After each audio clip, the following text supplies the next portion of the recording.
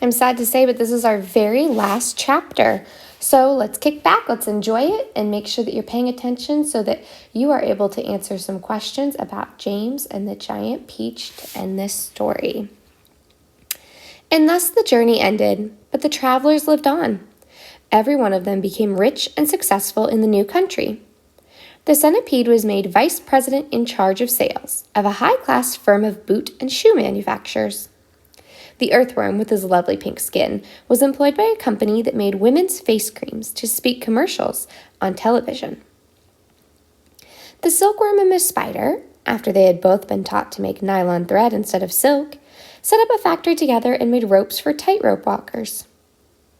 The glowworm became the light inside the torch on the Statue of Liberty, and thus saved a grateful city from having to pay a huge electricity bill every year. The old green grasshopper became a member of the New York Symphony Orchestra, where his playing was greatly admired.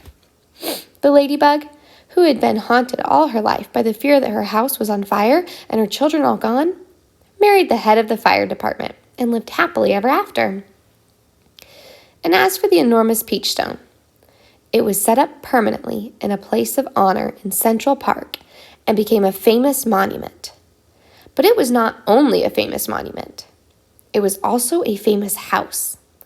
And inside the famous house, there lived a famous person.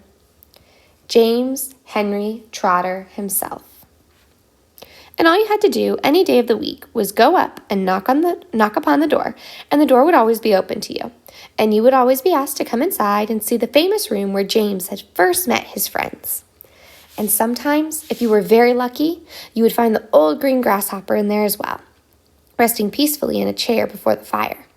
Or perhaps it would be the ladybug who had dropped in for a cup of tea and a gossip, or the centipede to show off a new batch of particularly elegant boots that he had just acquired. Every day of the week, hundreds and hundreds of children from far and near came pouring into the city to see the marvelous peach stone in the park. And James Henry Trotter, who once, if you remember, had been the saddest and loneliest little boy that you could find, now had all the friends and playmates in the world. And because so many of them were always begging him to tell and tell again the story of his adventures on the peach, he thought it would be nice if one day he sat down and wrote a book. You just listened carefully, and if you reread those last couple sentences of the story, you might get the twist ending here that you probably weren't expecting. I want you to think about it. And because so many of them were always begging him to tell and tell again the story of his adventures on the peach, he thought it would be nice if one day he sat down and wrote a book. Okay, you have 3 questions to answer about this last chapter. On Friday, you will take an AR quiz over this, so please do not take the AR quiz over it today. All right, see you guys soon.